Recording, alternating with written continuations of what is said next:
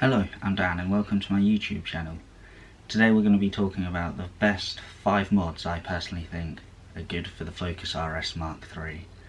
These are including mods I plan to do and mods that I've already done myself. Thank you, and don't forget to like and subscribe.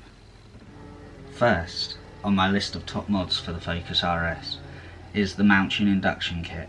Yes, it costs a little bit of money and it's more expensive than all the other rivals, but it does look a bit nicer in the engine bay, and it's £270 if you can find one at Mountune. Otherwise there's loads of other suppliers that always have them in stock, but it's a really easy mod to fit and I've done it myself, and it's a big improvement if you take the bung out the end of the air filter they give you, and also you get a lot more induction noise when you remove the sound deadening on the bonnet.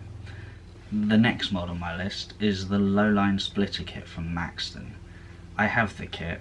I've half fitted the kit, I've done the sides, I haven't done the rear because I haven't done the front. But I haven't done the front because the front's a bit more involved than I thought it would be, and I need a ramp to get it up and take all the bumper off and all the plastics. I'd like to do it properly and not leave half the plastics off the car. So in time I will do it, and I'll try and make a video when I do fit the front splitter and everything, so you guys can see what's involved with removing the front bumper and all the under trays and bolting the splitter up. My next mod on the list is Eibach lowering springs. I always usually lower my cars on Eibach lowering springs because they don't lower it too low that it's unusable, and they also give a good ride quality. I've got a set of Eibachs for the RS that I plan to fit, but I plan to fit them after the low line splitter kit so I can work out if the low line kit is low enough or I can afford to go a little lower, hence why this is in at number 3 in the lists. My next mod on the list is the Airtec front mount intercooler. That's a mod I'd like to do also when removing the front bumper to fit the splitter, so you can do it all in one go. I've yet to purchase the intercooler, but it will be high up on my list, and Airtec's always a very good brand to use. I've used it before in the past on my Focus ST, and they're very well lasting and give good performance outputs at the end. So they're a good product and they're not overly expensive. I think the front mount intercooler for the Mark III is £500 from them, so not too bad, and takes about 2 hours to fit. On the Mark II Focus it didn't take any cutting or anything to the actual body of the car, so hopefully on the Mark III it would be a similar job. That would be nice. The last mod on the list is the Science IEM. This is a mod I'd recommend to everyone from the day you get the car.